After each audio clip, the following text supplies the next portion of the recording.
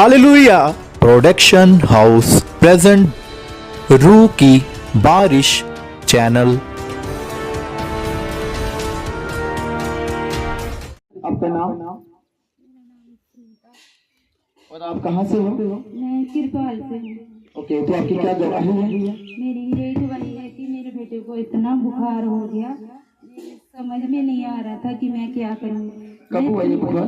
बुखार इसको शुक्रवार सुबह 3 बजे हुआ। ओके, तो मैं इतनी परेशान हो गई, मैंने बोला मैं क्या करूँ, इसको दवाई भी नहीं दे सकती मैं, क्योंकि वो पहले की रखी हुई थी।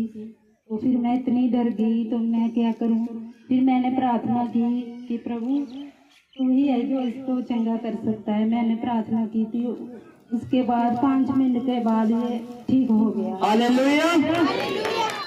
तो जैसे आपने इस गवाही में सुना, इनके बेटे शुक्रवार को सुबह 2 से 3 बजे के बीच में रात को जब वो बीमार हो गए, तो जैसे दवाई पड़ी थी लेकिन वो पता नहीं कब की पड़ी थी, लेकिन बहन का विश्वास परमेश्वर पे था, क्योंकि जैसे परमेश्वर के दास हमें सिखाते हैं कि आप अपने अधिकारों की प्रार्थना करते हैं, क्योंकि हमें अधिकार दिए गए हैं परमेश्वर की ओर से।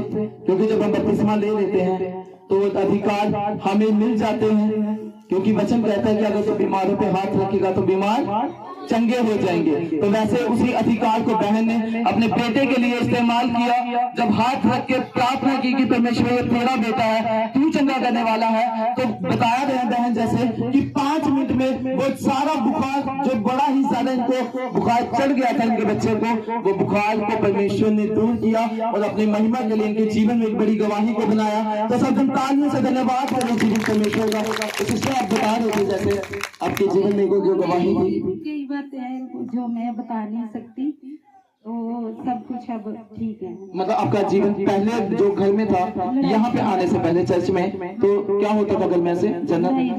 लड़ाई झगड़ा होता था काफी ज्यादा। तो उसके बाद जब आप इस चर्च में कैसे आए, आपको इस चर्च के बारे में कैसा पता चला?